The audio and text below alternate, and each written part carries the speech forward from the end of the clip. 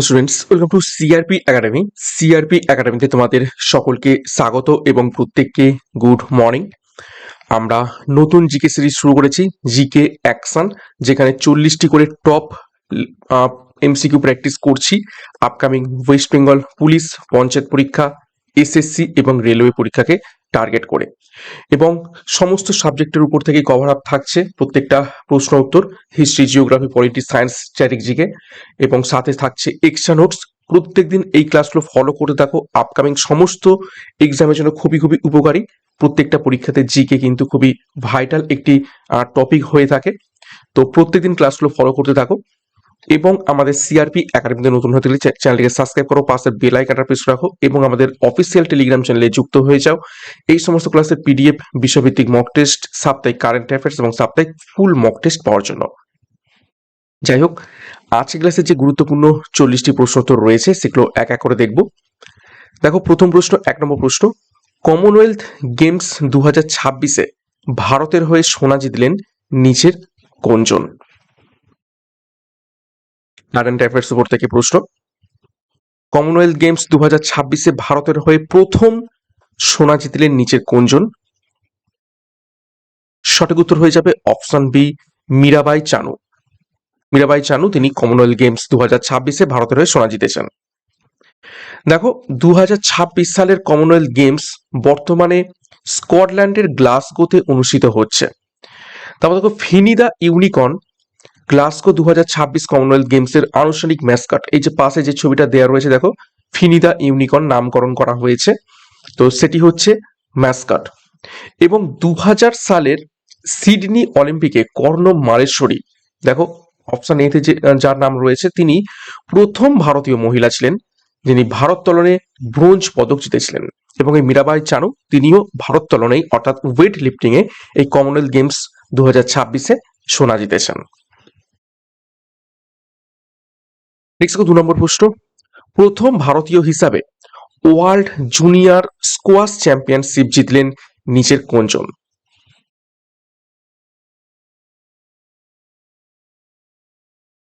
প্রথম ভারতীয় হিসাবে ওয়ার্ল্ড জুনিয়র স্কোয়াশ চ্যাম্পিয়ন জিতলেন নিচের কোনজন? সঠিক উত্তর হয়ে যাবে অপশন এ, অনাহত সিং।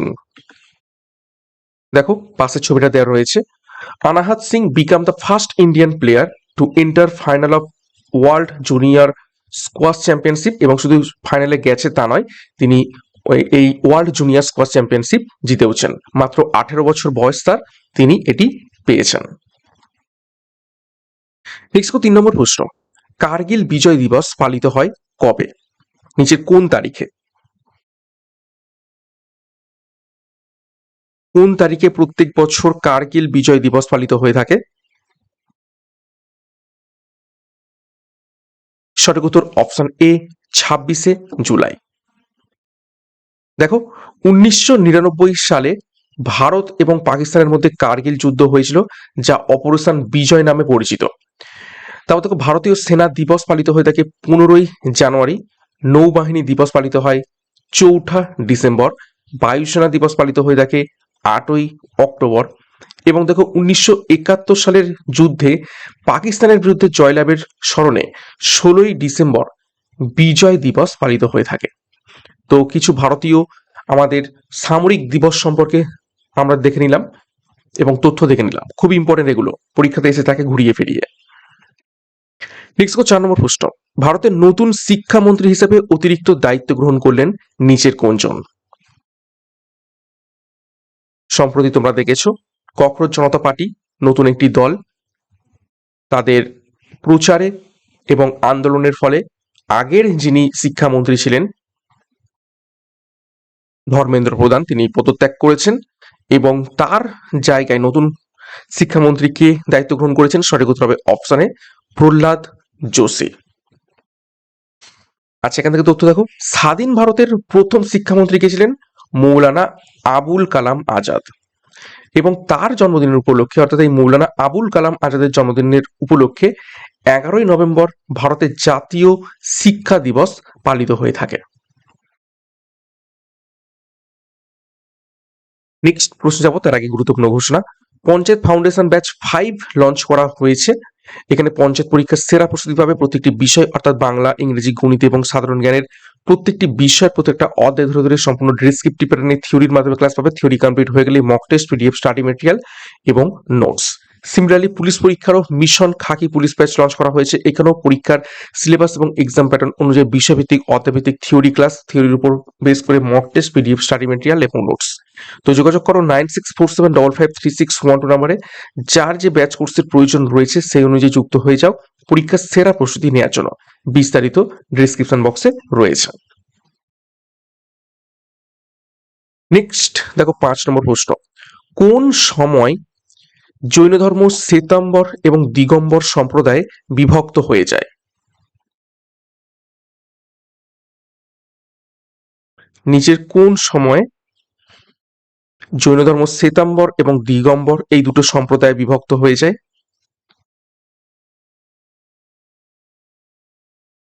তো সঠিক উত্তর এখান থেকে হয়ে যাবে অপশন এ, চন্দ্রগুপ্ত মৌর্যের আমলে।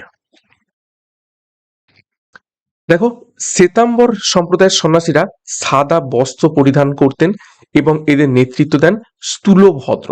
বস্ত্র পরিধানের ওপর ভেদ করে বা বেস করে দুটো সম্প্রদায় বিভক্ত হয়ে গেছিল। যারা সাদা বস্ত্র পরিধান করতো তাদের বলা হতো শ্বেতাম্বর, এবং দিগম্বর সম্প্রদায়ের সন্ন্যাসীরা কোনো বস্ত্র পরিধান করতেন না, তারা উলঙ্গ হয়ে থাকতেন এবং এদের নেতৃত্ব দেন কে? ভদ্রবাহু। প্রথম জৈন সংগতি পাটলিপুত্রে এই স্থূলভদ্র যিনি রয়েছেন শ্বেতাম্বর, তার সভাপতিত্বে অনুষ্ঠিত হয়েছিল। এবং জৈন ধর্মের মহাবীর ছিলেন জৈন ধর্মের 24তম এবং শেষ তীর্থঙ্কর। জৈন ধর্মের প্রথম তীর্থঙ্করের নাম কি? ঋষভনাথ বা আদিনাথ। ওকে, নেক্সট দেখো 6 নম্বর প্রশ্ন, কোন নদীতে তেহেরি হাইড্রো ইলেকট্রিক কমপ্লেক্স অবস্থিত রয়েছে?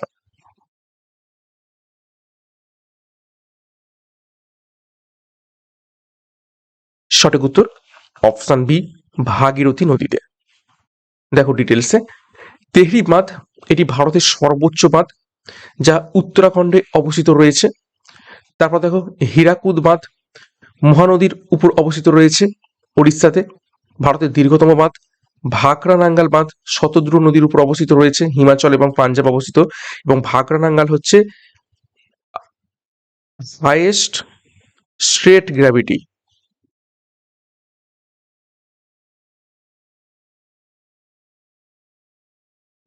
ওকে, তারপর তো সর্দার সরোবর বাঁধ নর্মদা নদীর উপর অবস্থিত রয়েছে গুজরাটে, এবং মৃত্যুর বাঁধ কাবেরী নদীর উপর অবস্থিত রয়েছে তামিলনাড়ুতে। কিছু গুরুত্বপূর্ণ বাঁধ সম্পর্কে আমরা তথ্য দেখলাম। নেক্সট 7 নম্বর প্রশ্ন, কবে বিলগ্নীকরণ কমিটি তৈরি হয়? Disinvestment committee. Dish investment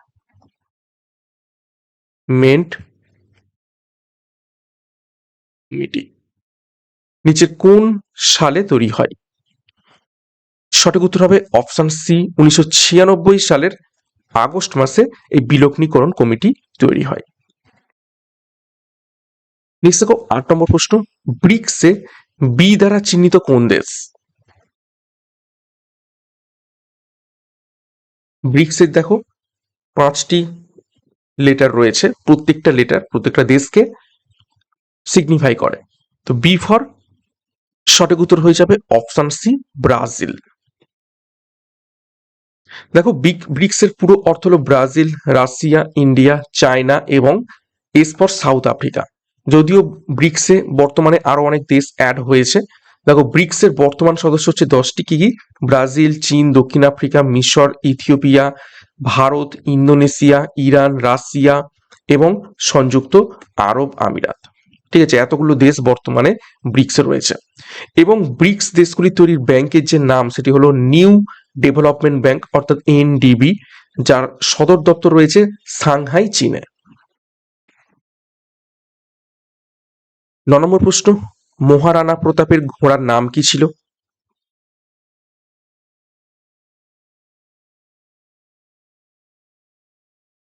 সঠিক উত্তর হয়ে যাবে অপশন বি, চেতক।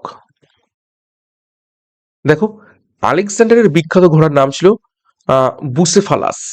ছত্রপতি শিবাজি ঘোড়ার নাম ছিল কৃষ্ণা এবং বিশ্বাস।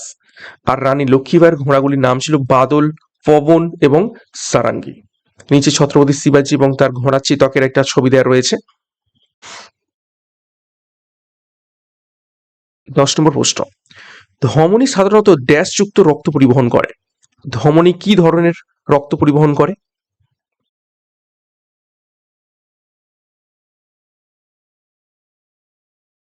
সঠিক উত্তর হবে অপশন এ, অক্সিজেনযুক্ত রক্ত পরিবহন করে ধমনী। দেখো, ধমনী হৃৎপিণ্ড থেকে অক্সিজেনযুক্ত রক্ত সারা দেহে ছড়িয়ে দেয়। ব্যতিক্রম কোনটা? ব্যতিক্রম হচ্ছে ফুসফুসীয় ধমনী বা পালমোনারি আর্টারি, যা দূষিত রক্ত বহন করে, অর্থাৎ কার্বন ডাই অক্সাইড যুক্ত রক্ত বহন করে। শিরা সাধারণত কার্বন ডাই অক্সাইড যুক্ত রক্ত পরিবহন করে, কিন্তু ব্যতিক্রম হচ্ছে ফুসফুসীয় শিরা, ঠিক আছে, যেটা অক্সিজেন যুক্ত রক্ত পরিবহন করে। মানুষের রক্তচাপ মাপার যন্ত্রের নাম হচ্ছে স্পিগমো ম্যানোমিটার, এবং একজন শুষ্ক মানুষের স্বাভাবিক রক্তচাপ হচ্ছে 120/80 mmHg হওয়া উচিত। তো খুবই গুরুত্বপূর্ণ তথ্য এটা। নেক্সট দেখো 11 নম্বর প্রশ্ন, হলুদ ও নীল রং একসাথে মিশ্রিত করলে কি রং পাওয়া যায়?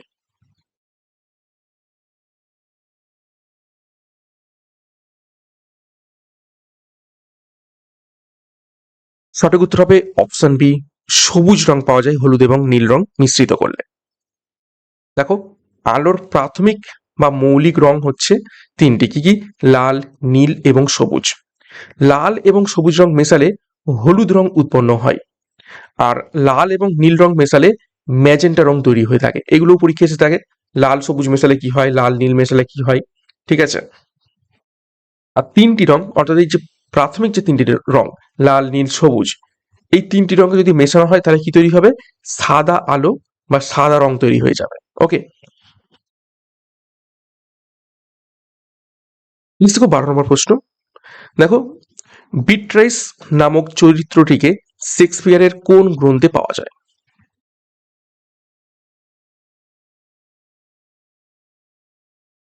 বিট্রিস নামক চরিত্রটিকে শেক্সপিয়ারের নিজের কোন গ্রন্থে আমরা পেয়ে থাকি?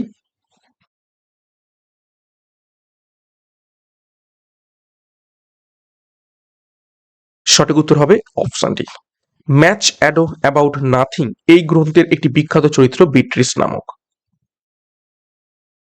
দেখো, উইলিয়াম শেক্সপিয়ারের হ্যামলেট নাটকের মূল চরিত্রের নাম হলো ডেনমার্কের যুবরাজ হ্যামলেট। তারপর দেখো, ম্যাকবেথ নাটকের চরিত্র হলো স্কটল্যান্ডের রাজা ম্যাকবেথ এবং লেডি ম্যাকবেথ। ওথেলো নাটকের মূল চরিত্র হলো ওথেলো এবং ডেসডিমোনা, এবং শেক্সপিয়ারকে কি বলা হয়ে থাকে? বার্ড অফ অ্যাভন বলা হয়ে থাকে।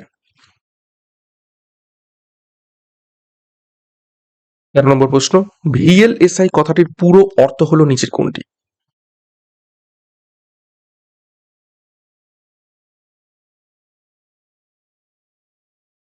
ভিএলএসআই কথাটির পুরো অর্থ, সঠিক উত্তর হয়ে যাবে অপশনে ভেরি লার্জ স্কেল ইন্টিগ্রেশন। দেখো, কম্পিউটারের চতুর্থ প্রজন্মে বা ফোর্থ জেনারেশনে এই ভিএলএসআই মাইক্রোপ্রসেসর প্রযুক্তি ব্যবহার করা হয়। ল্যানের ফুল ফর্ম কি? Local area network. URL full form কি? Uniform resource locator. এবং রমের full form read only memory, যা হলো একটি নন ভোলাটাইল মেমোরি। এবং র্যাম হচ্ছে র্যান্ডম অ্যাক্সেস মেমোরি, এটি হচ্ছে ভোলাটাইল মেমোরি। 14 নম্বর প্রশ্ন, নিম্নলিখিত কে 2025 সালের নোবেল শান্তি পুরস্কার অর্জন করেছেন?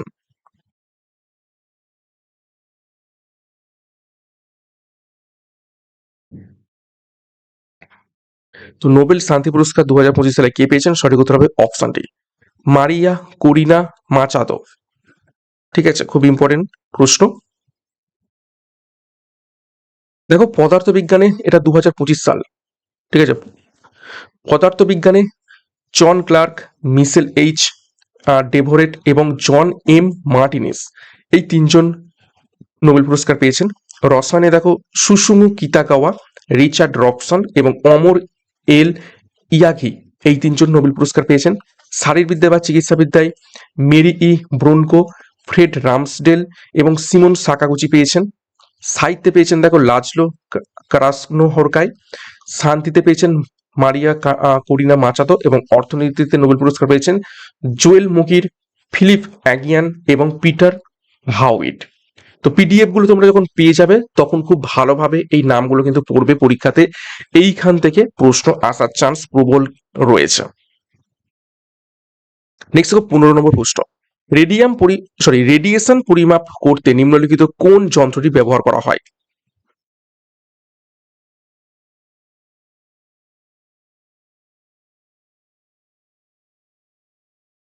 সঠিক উত্তর হবে অপশন এ, ডোসোমিটার।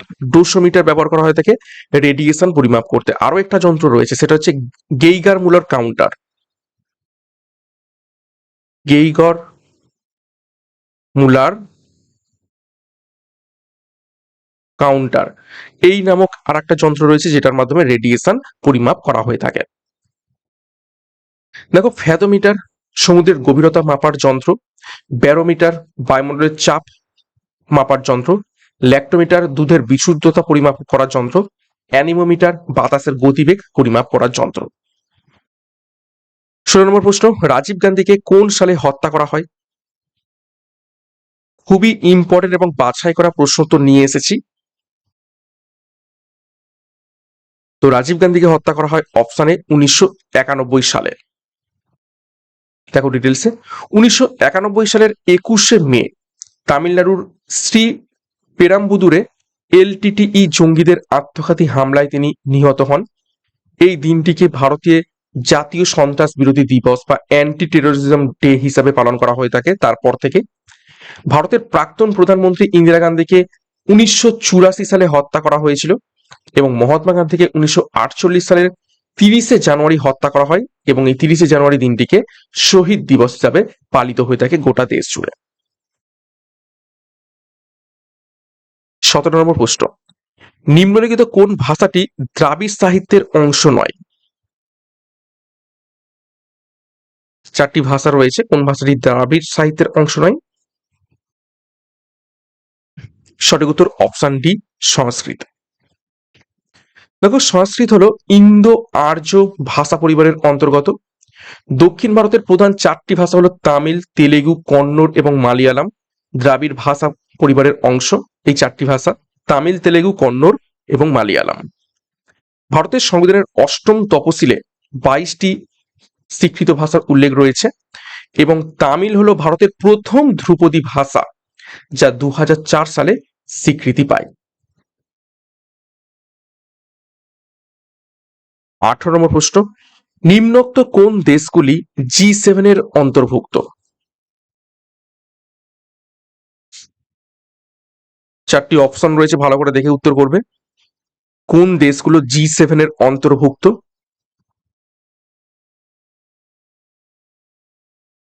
সঠিক উত্তর হবে option B, Canada, France, Germany এবং ইতালি এগুলো G7 এর অন্তর্ভুক্ত। দেখো, G7 এর অন্তর্ভুক্ত 7টি দেশ হলো Canada, France, Germany, Italy, Japan, যুক্তরাজ্য এবং আমেরিকা যুক্তরাষ্ট্র। 1975 সালে এই শক্তিশালী অর্থনীতির দেশগুলির সংগঠন তৈরি করা হয়েছিল। তাহলে G7 তৈরি হয় কত সালে? 1975 সালে। 19 নম্বর প্রশ্ন, হুসেন সাগর হ্রদ নিম্নলিখিত কোন স্থানে রয়েছে?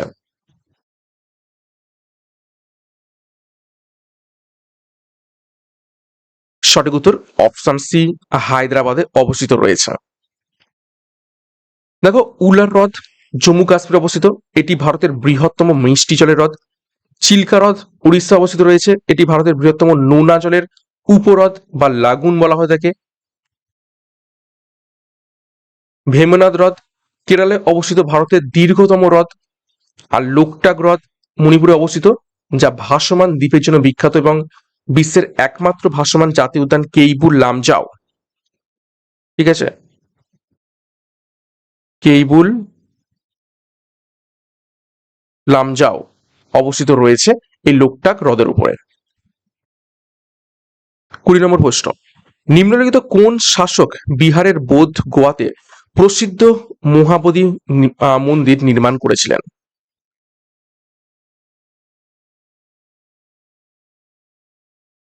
সঠিক উত্তর হবে অপশন বি, সম্রাট অশোক।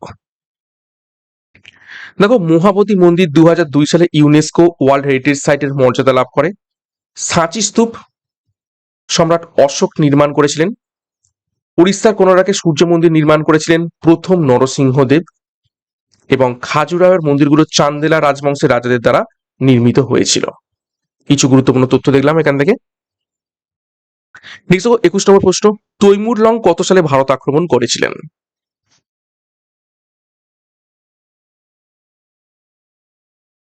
সঠিক উত্তর হবে অপশন বি, 1398 সালে তৈমুর লং ভারত আক্রমণ করেছিলেন। দেখো তুগলক বংশের শেষ সুলতান নাসিরউদ্দিন মামুদের রাজত্বকালে তৈমুর লং ভারত আক্রমণ করেন। নাদির শাহ 1739 সালে ভারত আক্রমণ করেছিলেন এবং ময়ূর সিংহাসন লুট করে নিয়ে পালিয়ে যান। সুলতান মাহমুদ 1025 খ্রিস্টাব্দে বিখ্যাত সোমনাথ মন্দির লুণ্ঠন করেন এবং পানিপথের প্রথম যুদ্ধ হয়েছিল 1526 সালে, যেখানে বাবর ইব্রাহিম লোদিকে পরাজিত করেছিলেন। তো ইতিহাসের কিছু গুরুত্বপূর্ণ আক্রমণ আমরা দেখে নিলাম, তৈমুর লং, নাদির শাহ, সুলতান মাহমুদ এবং বাবরের আক্রমণ। সালগুলো খুবই খুবই ইম্পর্টেন্ট, পরীক্ষাতে প্রশ্ন এসে থাকে। ওকে,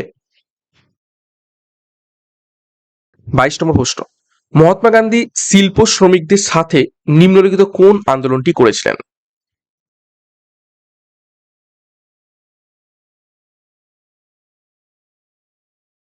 সঠিক উত্তর হয়ে যাবে অপশন বি, আহমেদাবাদ আন্দোলন। কত সালে করেছিলেন এটা? 1918 সালে।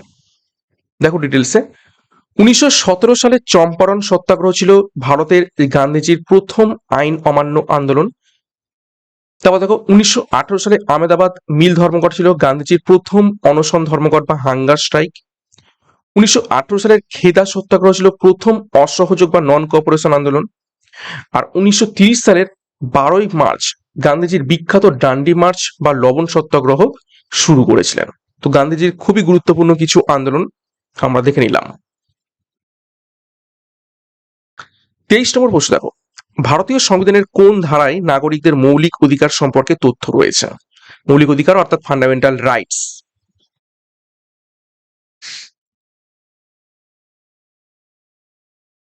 সঠিক উত্তর হয়ে যাবে অপশন বি, 12 থেকে 35 নম্বর ধারাতে। কত নম্বর পার্ট? পার্ট 3। দেখো মৌলিক অধিকারগুলি সংবিধানের পার্ট 3 তে বর্ণিত রয়েছে। একে ভারতের ম্যাগনা কার্টা বলা হয়ে থাকে মৌলিক অধিকারগুলিকে। মৌলিক অধিকারের ধারণাটি আমেরিকার সংবিধানের থেকে নেওয়া হয়েছে এবং 1978 সালে 44তম সংবিধান সংশোধনের মাধ্যমে সম্পত্তির অধিকারকে মৌলিক অধিকারের তালিকা থেকে বাদ দেওয়া হয়েছে। নেক্সট 24 নম্বর প্রশ্ন, ভোরঘাট পাস কোথায় অবস্থিত রয়েছে?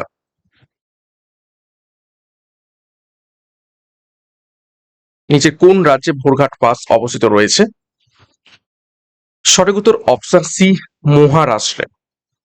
দেখো ভোরঘাট পাস মহারাষ্ট্রের মুম্বাই এবং পুনে এই দুটো শহরকে সংযুক্ত করেছে। থলঘাট মুম্বাই এবং নাসিকের মধ্যে অবস্থিত বা মুম্বাই এবং নাসিককে সংযুক্ত করেছে। পালঘাট কেরালা এবং তামিলনাড়ুকে সংযুক্ত করেছে। নাথুলা এবং জিলেপলা সিকিমে অবস্থিত রয়েছে, দুখানা গুরুত্বপূর্ণ গিরিপথ।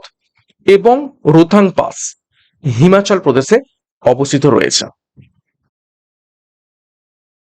25, a brief history of time এই বইটির লেখককে?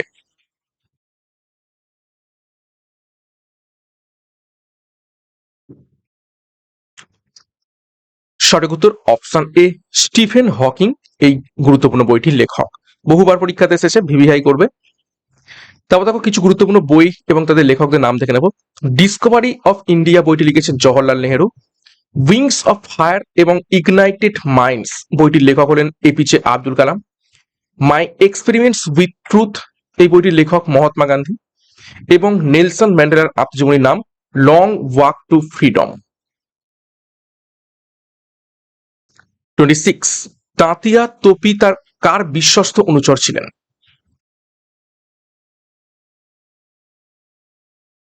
তাঁতিয়া তোপি কার বিশ্বস্ত অনুচর ছিলেন? নিচে উত্তর তো করেই দেওয়া রয়েছে, সঠিক উত্তর হবে অপশন ডি, নানা সাহেবের। দেখো তাঁতিয়া তোপি সম্পর্কে একটু গুরুত্বপূর্ণ তথ্য দেখবো। তাঁতিয়া তোপির আসল নাম ছিল রামচন্দ্র পাণ্ডুরঙ্গ। বহুবার পরীক্ষাতে এসেছে এবং খুবই ইম্পর্টেন্ট। 1875 সালে সিপাহী বিদ্রোহের সূত্রপাত হয়েছিল মিরাট থেকে, মঙ্গল পাণ্ডের ফাঁসির পর থেকে। কানপুরে সিপাহী বিদ্রোহের নেতৃত্ব দিয়েছিলেন এই নানা সাহেব, যার বিশ্বস্ত অনুচর ছিলেন তাঁতিয়া তোপি। আর লখনৌতে বিদ্রোহের নেতৃত্ব দিয়েছিলেন বেগম হজরত মহল এবং ঝাঁসিতে রানী লক্ষ্মীবাই। 27, ভারতের পিটসবার্গ কোন শহরকে বলা হয়?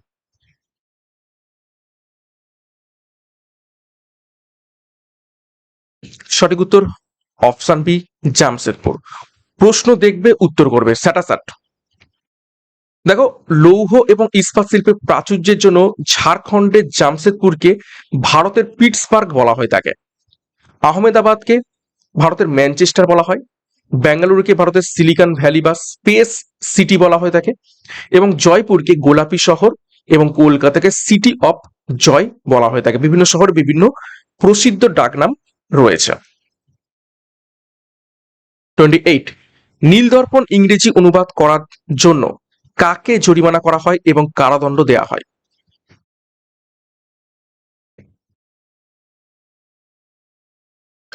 সঠিক উত্তর হবে অপশন সি, পাদ্রি জেমস লংকে। দেখো, নীলদর্পণ নাটকটি 1860 সালে দীনবন্ধু মিত্র রচনা করেছিলেন। নাটকটির ইংরেজি অনুবাদ করেছিলেন মাইকেল মধুসূদন দত্ত, তবে সেটি জেমস লং এর নামে প্রকাশিত হয়েছিল। এই নাটকটি বাংলায় নীলকর সাহেবদের অত্যাচারের কাহিনী নিয়ে রচিত। সন্ন্যাসী বিদ্রোহের পটভূমিকায় বঙ্কিমচন্দ্র চট্টোপাধ্যায় আনন্দমঠ রচনা করেছিলেন। তো কিছু গুরুত্বপূর্ণ তথ্য আমরা দেখলাম। 29, হরপ্পা সভ্যতার ম্যানচেস্টার কোন শহরটিকে বলা হতো? হরপ্পা সভ্যতার কোন শহরটিকে?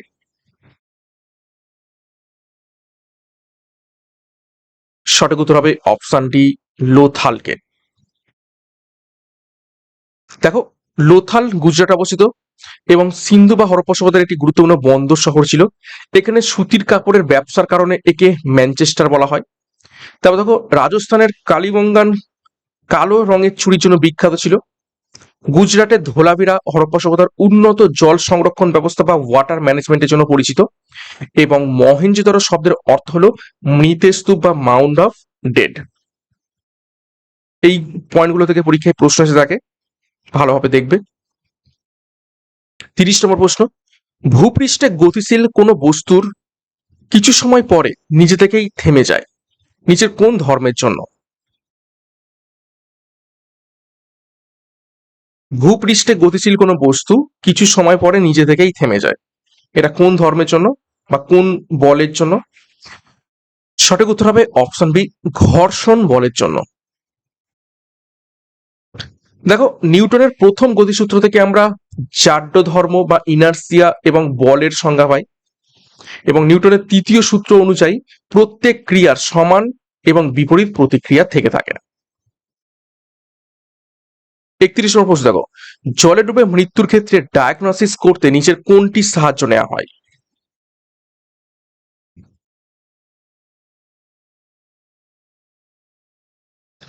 সঠিক উত্তর হবে অপশন ডি, ডায়াটম। ডায়াটমের সাহায্য নেওয়া হয়ে থাকে। তো দেখো, ডায়াটম কি? ডায়াটম হলো এক ধরনের এককোষী শৈবাল যা জলে থাকে। ফুসফুসে এর উপস্থিতি জলে ডুবে মৃত্যুর প্রধান প্রমাণ কারণ দেয়। ওকে, তারপর দেখো লাইকেন। লাইকেন শৈবাল এবং ছত্রাকের সমন্বয়ে গঠিত এবং এটি বায়ু দূষণের নির্দেশক হিসাবে কাজ করে থাকে। তারপর দেখো, সায়ানো ব্যাকটেরিয়া বা নীলাভ সবুজ শৈবাল বায়ুমণ্ডল থেকে নাইট্রোজেন সংবধনে সাহায্য করে। এবং শৈবাল সংক্রান্ত বিজ্ঞানকে কি বলা থাকে? ফাইকোলজি বলা হয়ে থাকে।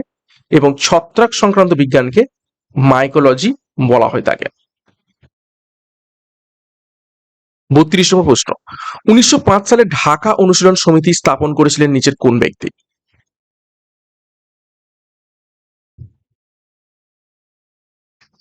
1905 সালে ঢাকা অনুশীলন সমিতি প্রতিষ্ঠা করেছিলেন বা স্থাপন করেছিলেন অপশন এ, পুলিন বিহারী দাস। দেখো, 1902 সালে কলকাতায় অনুশীলন সমিতি প্রতিষ্ঠা করেছিলেন কে? প্রমথনাথ মিত্র। যুগান্তর দলের অন্যতম প্রতিষ্ঠাতা ছিলেন বারীন্দ্র কুমার ঘোষ, ভূপেন্দ্রনাথ দত্ত। 1906 সালে এটি প্রতিষ্ঠিত হয়। 1904 সালে বিনায়ক দামোদর সাভারকর অভিনব ভারত সমাজ প্রতিষ্ঠা করেন। আর 1913 সালে সান ফ্রান্সিসকোতে লালা হরদয়াল গদর পার্টি প্রতিষ্ঠা করেছিলেন। 33 নম্বর প্রশ্ন, পানিপথের যুদ্ধ হয়েছিল কোন নদীর তীরে?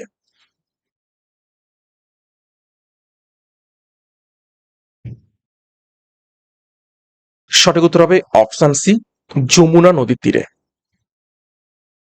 দেখো, পানিপথের প্রথম যুদ্ধ 1526 সালে বাবর এবং ইব্রাহিম লোদির মধ্যে হয়েছিল। পানিপথের দ্বিতীয় যুদ্ধ 1556 সালে আকবর এবং হিমুর মধ্যে হয়, এবং পানিপথের তৃতীয় যুদ্ধ 1761 সালে মারাঠা এবং আহমেদ শাহ আবদালির মধ্যে হয়। তো পানিপথের তিনটি যুদ্ধই খুবই খুবই ইম্পর্টেন্ট, সালগুলো আরো বেশি ইম্পর্টেন্ট। 33 নম্বর প্রশ্ন, নেল পালিশ রিমুভারে কি থাকে?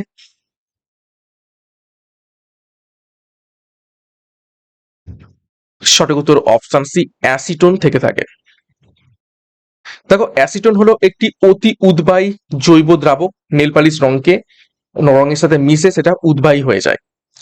পাতিলেবু এবং কমলা লেবুতে সাইট্রিক অ্যাসিড থাকে, ভিনিগারে অ্যাসিটিক অ্যাসিড থাকে, পিঁপড়ের হুলে ফর্মিক অ্যাসিড বা মিথানোইক অ্যাসিড থাকে, এবং দইয়ে ল্যাকটিক অ্যাসিড থেকে থাকে। 35, গেইগার মোলার কাউন্টার কি নির্ণয়ে ব্যবহৃত হয়? একটু আগে আমি লিখেও দিয়েছি।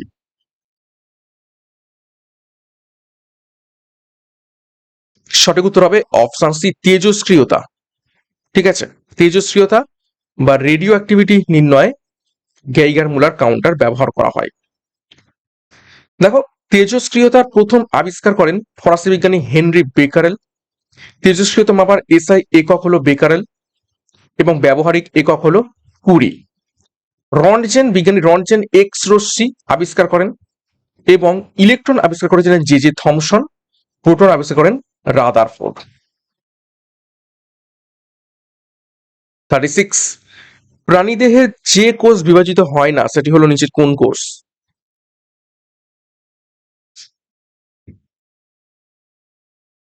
সঠিক উত্তর অপশন এ, স্নায়ু কোষ।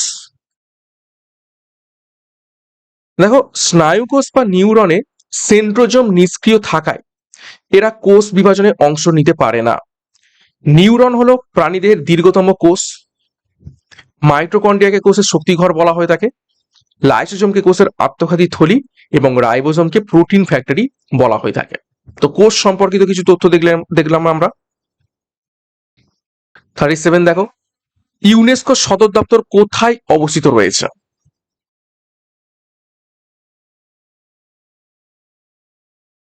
সঠিক উত্তর অপশন সি, প্যারিসে অবস্থিত রয়েছে।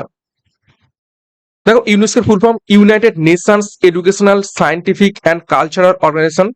1945 সালে এটি প্রতিষ্ঠিত হয়। তারপর দেখো, রাষ্ট্রসংঘ অর্থাৎ ইউএন এবং ইউনিসেফের সদর দপ্তর অবস্থিত রয়েছে নিউ ইয়র্কে। বিশ্ব স্বাস্থ্য সংস্থা অর্থাৎ WHO সদর দপ্তর অবস্থিত রয়েছে জেনেভায়, এবং আন্তর্জাতিক বিচারালয় অর্থাৎ ইন্টারন্যাশনাল কোর্ট অফ জাস্টিসের সদর দপ্তর নেদারল্যান্ডসের দ্য হেগ শহরে অবস্থিত রয়েছে। 38, নিচের কোনটি সিন্ধু সভ্যতা ধ্বংসের একটি সম্ভাব্য কারণ হিসাবে ধরা হয় না? চারটি অপশন রয়েছে, দেখো, আর্যদের আক্রমণ, বন্যা, অগ্নিকাণ্ড এবং ভূমিকম্প। তো কোনটিকে সিন্ধু সভ্যতা ধ্বংসের সম্ভাব্য কারণ হিসাবে ধরা হয় না? সঠিক উত্তর হবে অপশন সি, অগ্নিকাণ্ডকে। 39 নম্বর প্রশ্ন, কংগ্রেসের প্রথম ভারতীয় মহিলা প্রেসিডেন্ট কে ছিলেন? জাতীয় কংগ্রেসের প্রথম ভারতীয় মহিলা প্রেসিডেন্ট কে ছিলেন? বহুবার পরীক্ষাতে এসেছে, সঠিক উত্তর হয়ে যাবে অপশন বি, সরোজিনী নাইডু। দেখো, সরোজিনী নাইডু 1925 সালের কানপুর অধিবেশনে জাতীয় কংগ্রেসের প্রথম ভারতীয় মহিলা সভাপতি হন। তারপর দেখো, কংগ্রেসের প্রথম মহিলা, শুধু প্রথম মহিলা, আর ভারতীয় বললে সরোজিনী নাইডু। আর কংগ্রেসের প্রথম মহিলা সভাপতি ছিলেন ব্রিটিশ একজন, তিনি ছিলেন অ্যানি বেসান্ত। 1917 সালের কলকাতা অধিবেশনে তিনি সভাপতিত্ব করেছিলেন।